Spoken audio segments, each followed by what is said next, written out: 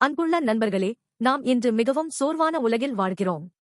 நாள் முழுவதும் மற்றவர்களின் பார்வையில் நான் எப்படி தோன்றுவேன் என்று கணக்கிடுகிறோம் மற்றும் அதற்கேற்ப நம்மை நாமே அலங்கரித்துக் கொள்கிறோம். புகழ் மற்றும் மற்றவர்களின் பார்வையின் சிறையில் சிக்கி நம்முடைய உண்மையான நான் என்பதை இழந்து போலி மகிமை ஏன் எடுத்து வாழவில்லையா?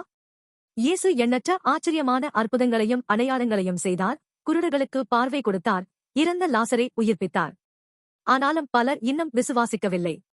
அற்புதங்களை பார்த்த பிறகு இயேசுதான் மேசியா என்று உள்ளூர நம்பிய யூத தலைவர்கள் கூட தங்கள் வாயைத் திறந்து தங்கள் விசுவாசத்தை அறிக்கையிட முடியவில்லை.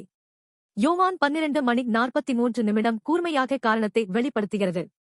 ஏனெனில் அவர்கள் மனுஷரின் புகழை தேவனுடைய புகழை விட அதிகமாக நேசித்தார்கள். மனுஷ புகழ் என்றால் மற்றவர்களால் கொடுக்கப்படும் அங்கீகாரம், புகழ் மற்றும் சமூக அந்தஸ்து ஆகும்.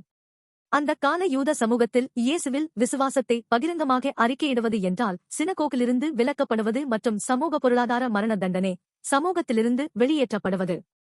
இந்த பயத்தின் காரணமாக அவர்கள் தங்கள் முன் இருந்த உண்மையிலிருந்து கண்களை திருப்பினார்கள் மற்றும் போலி மகிமை ஏன் எடுத்து வாழ்நாள் முழுவதும் நாடகமாடினார்கள். ஆதாரங்கள் இல்லாததால் அவர்கள் விசுவாசிக்கவில்லை அல்ல, நம்முடைய இருதயங்கள் கடினமாகிவிட்டதாலும் மனுஷர்களின் பார்வையை தேவனுடைய பார்வையை விட அதிகமாக பயப்படுவதாலும் தான். வனாந்தரத்தில் தீத்தோன் மற்றும் மன்னாவை தினமும் பார்த்துக் கொண்டிருந்தும் இஸ்ரவேலர்கள் குறை கூறியதைப் போல நாமும் தேவனிடமிருந்து எண்ணற்ற கிருபைகளைப் பெற்றும் உலகத்திற்கு முன் பயத்தோடு மறைந்து கொள்கிறோம். இந்த போலி மகிமையின் நுகத்திலிருந்து விடுதலை பெற ஒரே ஒரு வழிதான் உள்ளது. அது இயேசு கிறிஸ்துவின் சிலுவை. உலகம் துரத்தும் புகழ், அங்கீகாரம், அந்தஸ்து அனைத்தும் முற்றிலும் சரிந்து போகும் சிலுவை வழியில் இயேசு நடந்தார்.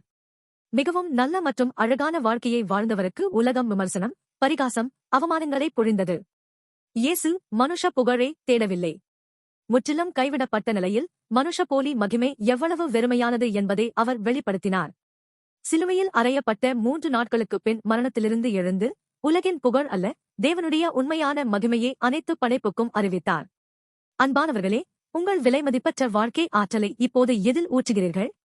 ஒரு நாள் மறைந்து போகும் மனுஷ புகழின் போலி மகிமையை நடித்துக்கொண்டு மூச்சுத் திணறுகிறீர்களா? இயேசுவின் சமூகத்தில் வாருங்கள். அவரது சமூகத்தில் போலி முகமூடிகள் உதிர்ந்து விழும், மனுஷர்களின் பார்வையின் சிறையிலிருந்து சுதந்திரமாக வெளியே வரலாம். அப்போதுதான் உங்கள் வாழ்க்கை உண்மையான வாழ்க்கையாக, உண்மையான உயிர்த்துடிப்புடன் நிரம்பியதாக மாறும், ஒரு நாடகமாக அல்ல.